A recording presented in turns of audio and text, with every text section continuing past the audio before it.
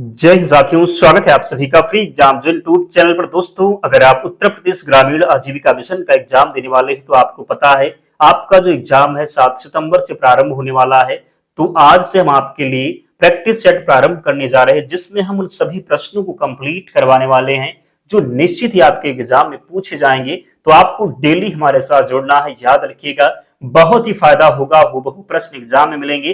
तो चलिए आज के सेशन को प्रारंभ करते हैं। उससे पहले अगर आप चैनल पर नए हैं तो चैनल को सब्सक्राइब करके बेल आइकन को जरूर प्रेस कर लें। पहला शानदार प्रश्न आपके स्क्रीन पर है। पूछा गया है कि उत्तर प्रदेश राज्य ग्रामीण आजीविका मिशन का संक्षिप्त नाम क्या है। तो आसान प्रश्न है, आप सभी को पता है कि उत्तर प्रदेश राज्य ग्रामीण आजीविका मिशन का जो संक्षिप्त नाम हो जाएगा ये यूपीएसआरएलएम हो जाएगा। क्या हो जाएगा? तो यूपीएसआरएलएम हो जाएगा। यदि आपसे पूछा जाए कि यूपीएसआरएलएम का पूरा नाम बताइए तो हो जाएगा Uttar Pradesh state rural livelihood mission हो जाएगा।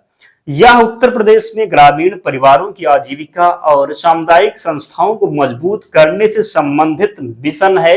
तो याद रखेंगे, गलती नहीं करेंगे। दूसरा प्रश्न आपके सामने है। पूछा गया है कि डीएनआरएलएम का मुख्य उद्देश्य किससे संबंधित है। तो सही उत्तर हो जाएगा ग्रामीण गरीब परिवारों की आजीविका एवं संस्थागत सशक्तिकरण हो जाएगा। क्या हो जाएगा? तो याद रखेंगे कि ग्रामीण गरीब परिवारों की आजीविका एवं संस्थागत व्यक्तिकरण का जो उद्देश्य है ये क्या होगा। तो जो राइट आंसर इसका होने वाला है ये क्या हो जाएगा? तो याद रखेंगे डीएनआरएलएम का प्रमुख उद्देश्य ग्रामीण गरीब परिवारों को संगठित करके उनकी आजीविका, वित्तीय पहुंच और सामुदायिक संस्थाओं को मजबूत करना है। तो सही उत्तर क्या हो जाएगा? तो ग्रामीण गरीब परिवारों की आजीविका एवं संस्थागत सशक्तिकरण इसका राइट आंसर होगा। एसएचजी के पंचसूत्र में निम्न में से कौन शामिल है? क्या शामिल है? तो याद रखेंगे इसमें क्या शामिल है। तो नियमित बैठक हो जाएगा। क्या हो जाएगा? तो नियमित बैठक हो जाएगा। एसएचजी के पंचसूत्र में नियमित बैठक, नियमित बचत, नियमित आंतरिक ऋण, समय पर ऋण वापसी और पुस्तकों का उचित रखरखाव प्रमुख है। तो याद रखेंगे क्या हो जाएगा? तो नियमित बैठक इसमें ऑप्शन में है। चौथा प्रश्न है कि एसएचजी में सदस्यों की नियमित बचत क्या बनता है। नियमित बचत से क्या बनता है? तो नियमित बचत से समूह का आंतरिक कोष हो जाएगा। क्या हो जाएगा? तो समूह का आंतरिक कोष हो जाएगा। आप पूछेंगे कि सर इसकी पीडीएफ कहाँ मिलेगी। तो पीडीएफ मिलेगी टेलीग्राम चैनल पर, लिंक डिस्क्रिप्शन बॉक्स में है, या फिर आप टेलीग्राम पर जाएंगे, सर्च करेंगे फ्री एग्जाम जोन चैनल मिल जाएगा, ज्वाइन हो जाना। वहां पर आपको सारी पीडीएफ प्रोवाइड करवा दी जाएगी। और आपको जो है जब तक आपका एग्जाम नहीं हो जाता, डेली हम आपके लिए 8 PM पर एक प्रैक्टिस सेट कराने वाले हैं, जिसमें हम उन सभी प्रश्नों को कंप्लीट करेंगे जो आपके लिए महत्वपूर्ण है। तो चैनल को सब्सक्राइब करना है, डेली हमारे साथ जुड़े, निश्चित ही आपको सफलता प्राप्त होने वाली है। तो प्रश्न है कि एसएचजी द्वारा अपने सदस्यों को दिया गया ऋण क्या कहलाता है। एसएचजी द्वारा अपने सदस्यों को दिया गया ऋण क्या कहलाता है? तो ये आंतरिक ऋण हो जाएगा। क्या हो जाएगा? तो ये आंतरिक ऋण हो जाएगा। एसएचजी के समूह को उच्च स्तर की सामुदायिक संस्था से जोड़ने में कौन महत्वपूर्ण है? कौन महत्वपूर्ण है? तो ग्राम संगठन हो जाएगा। क्या हो जाएगा? तो ग्राम संगठन, जिसको बीओ कहते हैं।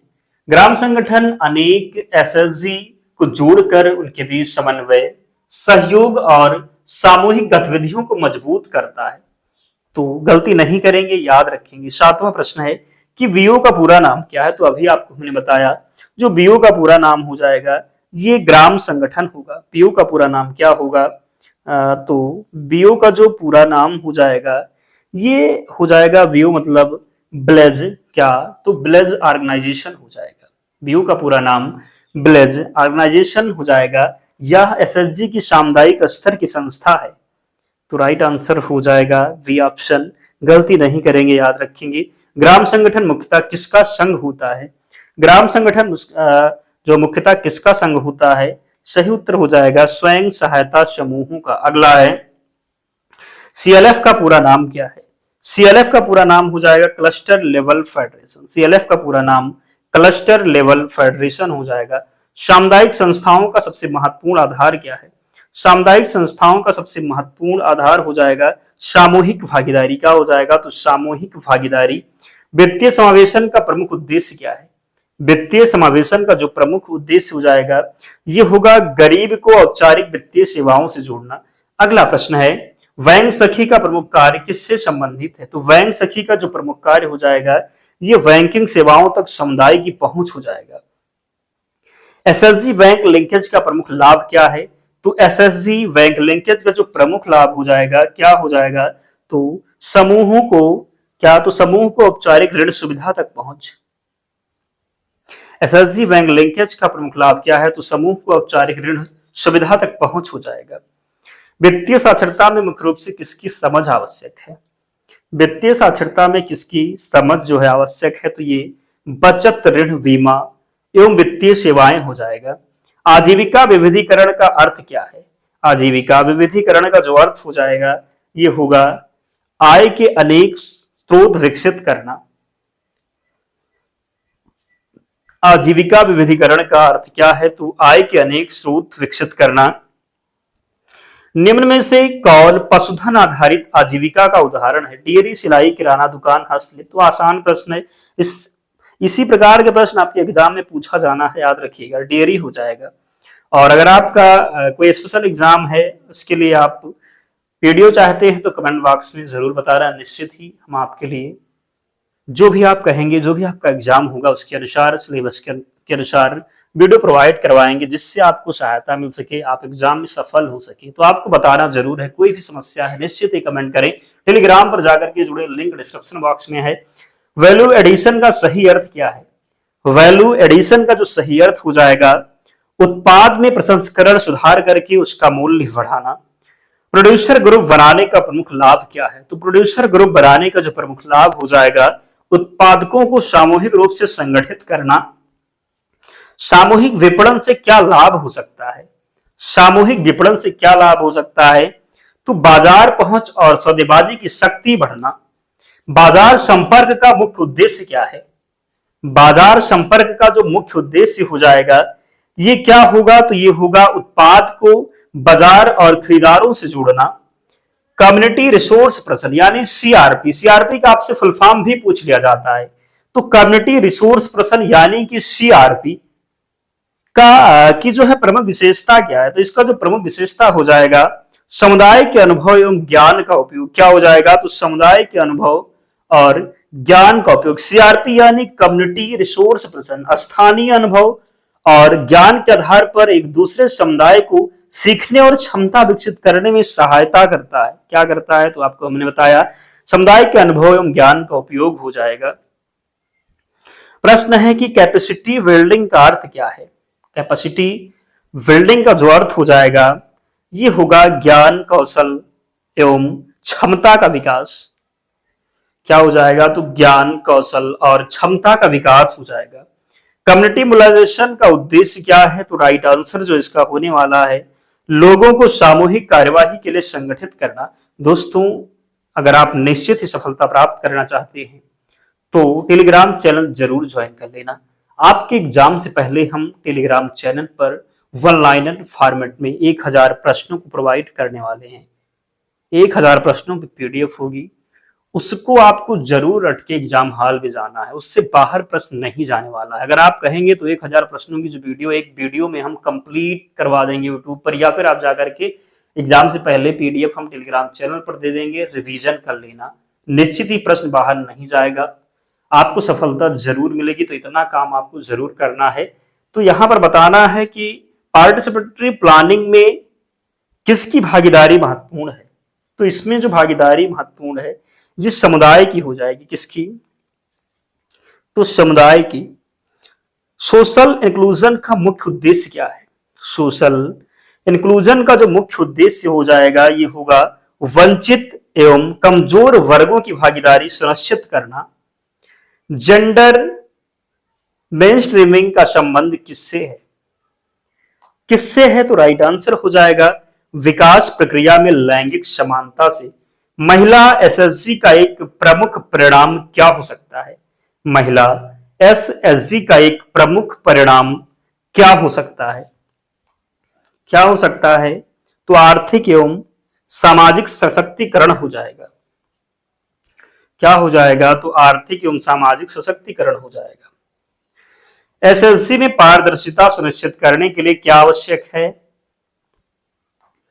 क्या आवश्यक है? तो सही रिकॉर्ड एवं सामूहिक समीक्षा हो जाएगा।